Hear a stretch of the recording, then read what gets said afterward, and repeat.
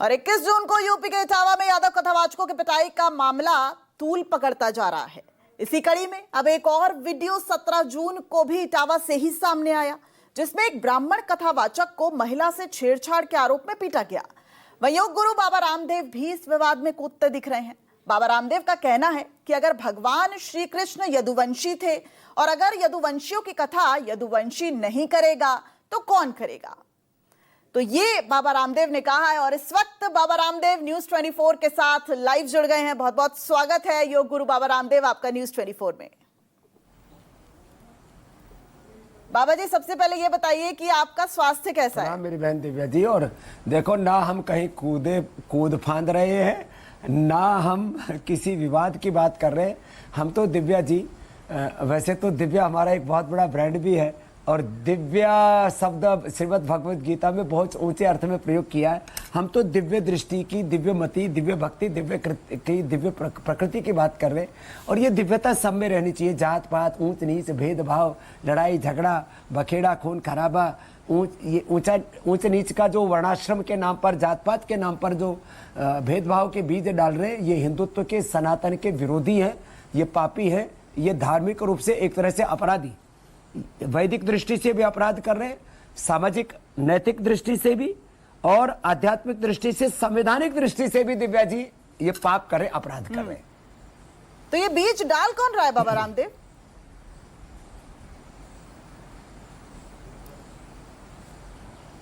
इसमें कुछ सिरे फिरे ऐसे ही कुछ जाति विशेष के लोग हैं, कुछ साधु संत महात्मा, कुछ सो कॉल्ड शंकराचार्य भी हैं, इसमें कुछ जो है घटिया सोच वाले पॉलिटिशियन भी हैं। कुछ लोग ना ऐसे विवादों में किसी जाति वर्ग समुदाय के नेता बनने की होड़ लग जाती है। अरे नेता बनना है तो अपने चरित्र से, अपने व्यक्तित्व से, अपने कर्तृत्व से, अपने contribution is what is your contribution for nation building. आपका इस देश के लिए क्या योगदान है, ये बताओ ना। तो ऐसे विवादों में कुछ लोग ब्रांड बनना चाहते हैं, हाईलाइट होना चाहते हैं, वोटों का ध्रुवीकरण करना चाहते हैं, सामाजिक तौर पर, धार्मिक तौर पर अपने साथ कुछ लोगों का एक झुंड इकट्ठा करना चाहते हैं। तो ये जो जातिवादी हैं, ये जो झुंडवादी हैं, अलग अलग प्रकार के गैंग बनाना चाहते हैं, अलग अलग प्रकार का वोट बैंक बनाना चाहते हैं, पोलराइज करना चाहते हैं। मैं इन सबको एक तरफा कहूँगा, ये सब के सब राष्ट्रीय दृष्टि से, वैदिक दृष्टि से, सनातन की दृष्टि से और संवैधानिक लोकतांत्रिक दृष्टि से सब के सब पापी, अपराधी, अनैतिक, और मैं इसको संस्कृत की शास्त्र की दृष्टि से कहूं तो ये सब के सब नीच, अधम और दुराचारी और व्यभिचारी है। दुराचार से उच्यते, श्रीमद् भगवत गीता में कहा। अच्छा बाबा जी, आपने कहा मारे भगवान दूसरों ने छीन लियो, तो ये जो यदुवंशी आपका अचानक से ये प्रेम अचानक कहना ठीक होगा, या ये यदुवंशी प्रेम ऐसा खून गर्म कैसे हो गया? नहीं, ऐसा देखो, दो मूल वंश है इस देश में, एक सूर्य वंश है, एक चंद्र वंश है, और दोनों ही ऐसा जो कहते हैं कि जाति वर्ग समुदाय के आधार पर जो कहते हैं कि भारत में जो विभाजन लोगों ने खड़ा कर रखा है, बखेड़ा, उस आधार पर तो दोनों के दोनों क्षत्रिय हैं। एक पिता का वंश है जो सूर्य वंश है, एक बेटी का वंश है जो चंद्र वंश है, और दोनों की पूजा कर रहे हैं, राम की, कृष्ण की, और उनको घटिया बता रहे और अपने आप को कोई महान बता रहे। तो ये सब भी बखेड़ा है। तो मैंने ये कहा कि भगवान स्वयं यदुवंशी हैं, उनकी कोई यदुवंशी कथा कर रहा है, उसको नीच कहना, उसकी चोटी काटना, उसका अपमान करना, वह भी गलत है। और मैं तो कहता हूं किसी भी आधार पर विभाजन देश में करना, ये सनातन के आत्मा के सिद्धांत के खिलाफ है। सनातन का जो कि आत्मा है वो है चरित्र की पवित्रता, आचरण की पवित्रता। बाकी हमने यस्तु सर्वाणि भूतानि आत्मयुः विजानत तत्र को मोहः शोक एकत्वं अनुपश्यत ओम सर्वं खलु इदं ब्रह्म वासुदेवः सर्वं यो मां पश्यति सर्वत्र सर्वं च वै पश्यति। सर्वत्र एक ब्रह्म का जो दर्शन करता है वो सनातनी है। जो ऊंच नीच, भेदभाव, जात पात, वर्णाश्रम के नाम पर और अलग अलग प्रकार के विभाजन की जो बात करता है, वो हिंदुत्व का, सनातन का विरोधी है, पापी है, अपराधी। लेकिन बाबा जी, जो ब्राह्मण लोग हैं वो तो कह रहे हैं ये तो हमारा पेटेंट है, जो ब्राह्मण है वही कथा वाचेगा, वो तो साफ कह रहे हैं।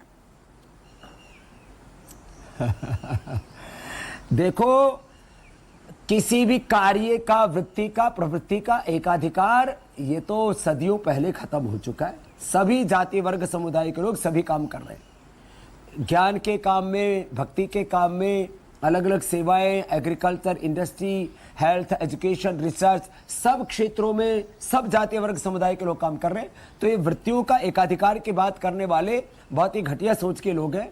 वो एक तरह से बौद्धिक रूप से विकलांग हैं। अच्छा, इंटेलेक्चुअल रूप से वो दरिद्र हैं, बैंक करप्ट है। तो ऐसे बौद्धिक विकलांगता वालों को मैं कहूँगा वो थोड़ा सा अपना या तो प्राणायाम से, आयुर्वेद से, पंचकर्मा षटकर्मा से हमारे पास आ जाएं। यहाँ पतंजलि वेलनेस योगरम निरामय में हम उनका उपचार करवा देंगे।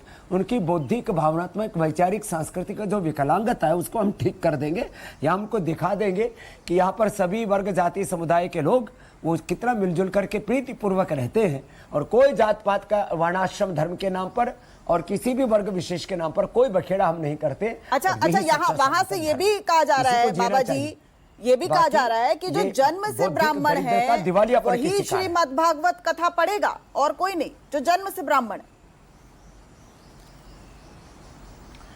अरे जन्म से सब एक जैसे पैदा होते हैं। जिस मनुस्मृति को सब प्रमाण मानते हैं सनातन धर्म में, उसमें भी कहा जन्मना जायते शूद्रः संस्काराद् द्विज उच्यते। जन्म से सब एक ही जैसे पैदा होते। तो मैं तो इस संदर्भ को भी नहीं उद्धृत करना चाहता, लेकिन जो कहते मैं उन्हीं की बात कह रहा हूं। मैं तो कहता हूं जन्म से सब एक जैसे हैं। सबके भीतर शरीर, इंद्रिय, मन, बुद्धि, चित्त, चेतना, सब खून, सब आत्मा एक जैसा है। आदमी अपने कर्म से, अपने आचरण से, अपने पुरुषार्थ से, अपने निष्ठा से, अपनी सच्चरित्रता, पवित्रता से महान बनता है। अपना आचरण सुधारो भाई, अपने कर्म सुधारो, कुछ बड़ा काम करो। सामाजिक, आर्थिक, राजनीतिक, धार्मिक दृष्टि से, राष्ट्रीय दृष्टि से, वैश्विक दृष्टि से कुछ बड़े काम करो ना। एक दूसरे को ऊंचा नीचा बताने में, दिखाने में क्यों लगे पड़े हो? तो ये जो एक सुप्रीमेसी का जो भाव है ना, ये खत्म होना चाहिए। एकाधिकार चाहे वृत्ति के आधार पर हो, कर्म के आधार पर, ये कहीं पर भी लागू होता ही नहीं। क्या ब्राह्मण वर्ग में जितने भी लोग पैदा हुए, क्या इस बात, मैं कहता हूं 99% लोग इससे सहमत नहीं है कि ब्राह्मणों को केवल कथा प्रवचन करना चाहिए, पौरोहित्य कर्म करना चाहिए। आज ब्राह्मण जो है खेती में, बिजनेस में, व्यापार में, राजनीति में, सब क्षेत्रों में है। कौन से क्षेत्र में ब्राह्मण नहीं है? क्या क्षत्रिय कुल में उत्पन्न जो लोग हैं वो मठों के, बहुत सारे मठों के जो है मठाधिपति हैं। ऐसे ही क्षत्रियों में भी अब विभाजन कर दिया लोगों ने। क्षत्रिय प्लस में कहूं कि ओबीसी, इसके अंदर पैदा हुए लोग वो धार्मिक क्षेत्र में, राजनीतिक क्षेत्र में, सभी सेवा, हेल्थ, एजुकेशन, रिसर्च और पूरी दुनिया के अंदर बड़े बड़े आर्थिक और वैश्विक साम्राज्य खड़े कर रहे हैं। ऐसे ही वैश्य कुल में शूद्र जिनको कहा जाता, दलित, आदिवासी, वनवासी, सब भारतवासी सभी क्षेत्रों में काम करने के अधिकारी। जो इतना वैश्विक साम्राज्य खड़ा कर रहा है वो ब्राह्मण जो है, बाबा जी वो ब्राह्मण ये कह रहा है कि श्रीमद् भागवत कथा में ही लिखा हुआ है कि सिर्फ ब्राह्मण ही कथा पढ़ेगा, जो जन्म से ब्राह्मण होगा। ऐसा है। लो, ब्राह्मण का अर्थ है जिसको ब्रह्म की अनुभूति हो गई है। ये जो कथा करने वाले हैं, कितनों को ब्रह्म की अनुभूति है? फालतू की बकवास करते हैं। मैं किसी को कुछ ऊंचा नीचा बोलना नहीं चाहता, फिर कुछ और नया बखेड़ा हो जाएगा। ब्रह्म की अनुभूति कितने लोगों का? दिव्या जी, ब्रह्म की अनुभूति जिसको हो गई वो ब्राह्मण है। जिसका एक होता है भौतिक जन्म, लेकिन जिसको ज्ञान के स्तर पर, संवेदनाओं के स्तर पर, कर्म के स्तर पर जिसने उच्चता पाली है, उसको कहते दूसरा जन्म उसका हो गया, वो द्विज है।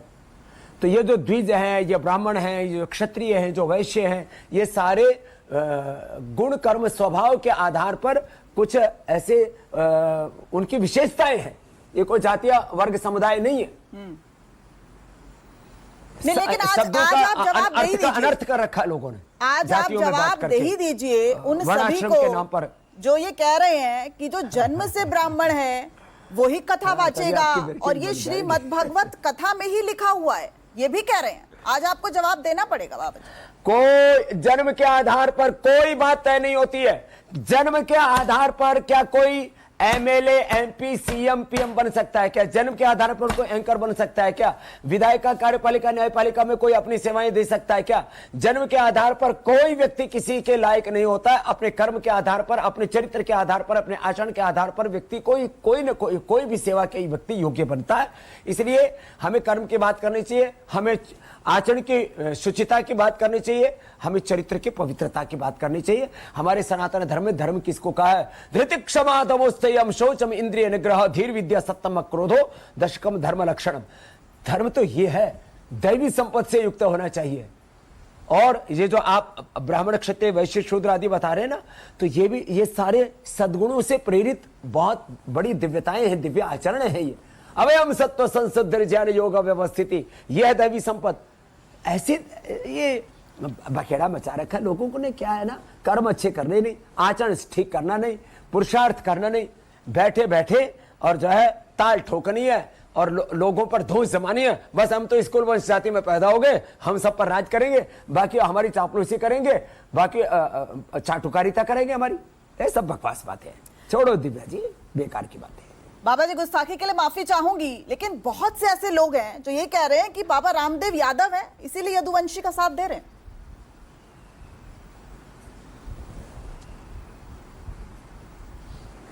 अरे बहन देखो, मैं आपको बेटी हो इसलिए डांट नहीं सकता। मैं सनातन धर्म का, ऋषि ऋषिकाओं का वंशधर, सनातन धर्म का सन्यासी हूं, जिसने वेद, दर्शन, उपनिषद सब शास्त्र पढ़े, जिसने वेदानुकूल कार्य किया है। इसलिए मैं सन्यासी सब जाति वर्ग समुदाय से ऊपर है। और फिर भी कोई हम पर जाति वर्ग समुदाय का टैग लगाता है तो भाई हम उसके ऊपर कुछ नहीं कहेंगे। हम भगवान के वंश में पैदा हो गए तो ये कोई हमारा अपराध है? ये भगवान जी से पूछो, हमको क्यों पैदा किया अपने कुल वंश में? फालतू की बातें करते हैं लोग। तो ये सब ना घटिया सोच वाले लोग हैं। किसी को किसी की जाति के ऊपर, किसी के वर्ग पर, किसी भी प्रकार से किसी के वंश पर टिप्पणी नहीं करनी चाहिए। सब हम एक भगवान के वंश के हैं। यदि मूल कहा जाए तो हमारा ब्रह्मवंश है, सूर्य चंद्र वंश है, और यदि उसको बौद्धिक आधार पर कहा जाए तो हम एक आकृति भेदात लिंगम दर्शन का मैं सिद्धांत बता रहा हूं, तो हमारी मनुष्य जाति है। और बाकी तो जितने भी हमारा जो चरित्र है वो हमारे कर्म के आधार पर, हमारे आचरण के आधार पर तय होता है। हमारी पहचान हमारे चरित्र से तय होती है हम कौन है। बाबा जी, ये जो जात पात कर रहे हैं ना, ये सिलसिला थम नहीं रहा है। देखिए, अभी इटावा का मामला, अब जसवंत नगर का भी मामला आ गया जिसमें ब्राह्मण कथावाचक की पिटाई कर दी। आज एक और मामला आया है बिहार का, जहां पर एक जो उसने कहा कि मैं ब्राह्मणों से नफरत करता हूं, वो थानेदार है, और उसने ऑटो वाले की पिटाई कर दी जब सुना कि वो यादव है। सोचिए कि ये जो ऐसे जात पात कर रहे हैं ना, उसको आज आप कड़ा संदेश दीजिए।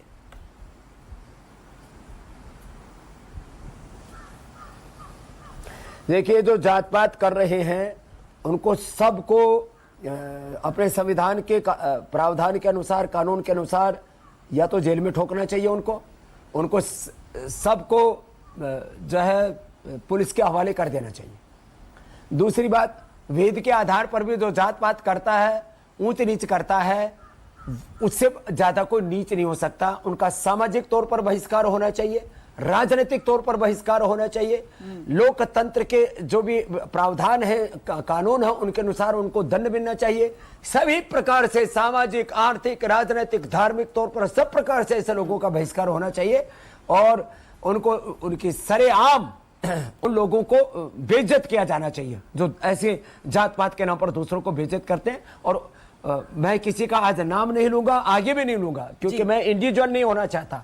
मैं ऋषि ऋषिकाओं का वंशधर हूं, मैं भारत माता की संतान हूं। मैं भारत की एकता की बात करूंगा और सबके एकता की बात करूंगा। एकता अखंडता की बना देश आगे नहीं बढ़ेगा। 2047 में भारत को विकसित राष्ट्र बनाना है तो ये ऊंच नीच जात पात करने से नहीं बनेगा। अपना कर्म अच्छा करना पड़ेगा। 8 से 18 घंटा पुरुषार्थ करो और सब मिलजुल करके रहो। पूज्यपाद गोस्वामी तुलसीदास जी महाराज जी भी कह रहे हैं, सब नर करे परस्पर प्रीति, चले स्वधर्म नियत श्रुतनीति। वेद भगवान कह रहे, मित्र से चक्षुषा सर्वाणी भूतानि समीक्षन्ताम, संगच्छध्वम संवदध्वम संवो मनंसि जानताम। हम सब कुछ साथ साथ मिलकर के चलना चाहिए। भगवत गीता करिए, परस्परम भावयन्तः श्रेयः परम अवाप्स्यथ। जो मुझको सब में सबको मुझ में देखता है मैं सदा उसके सामने उपस्थित रहता हूँ। यो मां पश्यति सर्वत्र सर्वम च मयि पश्यति। तो ये कहाँ ये पता नहीं भेदभाव के। मुझे ऐसा लगता है जिन लोगों ने संस्कृत पढ़ी है ना, उन्होंने ठीक से व्याकरण, निरुक्त, निघंटु आदि शास्त्रों को ठीक से नहीं पढ़ा। वो स्वार्थपूर्ण, अविवेकपूर्ण और दंभपूर्ण व्याख्या करते हैं शास्त्रों की। उनको भी दंड का प्रावधान होना चाहिए। जो शास्त्रों का के नाम पर भी अनर्थ कर रहे हैं, सनातन की गलत व्याख्याएं कर रहे हैं, शास्त्रों की गलत व्याख्याएं कर रहे हैं, और शास्त्रों के संस्कृत में लिखे हुए कुछ भी बात को शास्त्र कह रहे हैं। कुछ भी संस्कृत में बोल दिया जाएगा, संस्कृत में गाली दे दी कि वो सनातन धर्म हो जाएगा। कुछ भी संस्कृत में लिख दिया उसको शास्त्र नहीं मानना चाहिए। शास्त्र में तो सनातन शाश्वत वैज्ञानिक सत्यों की बात है, वही शास्त्र है, वही सनातन है। और इसी कड़े संदेश के साथ बाबा रामदेव, आपका बहुत बहुत शुक्रिया न्यूज़ 24 से लाइव जुड़ने के लिए और बेबाकी से हर सवाल का जवाब देने के लिए। आपका बहुत बहुत शुक्रिया बाबा रामदेव। फिलहाल रुकते एक छोटे से ब्रेक के लिए, लेकिन बने रहिए हमारे साथ। ब्रेक के बाद भी खबरों का सिलसिला यूं ही जारी रहेगा। आप देखते रहिए न्यूज़ 24।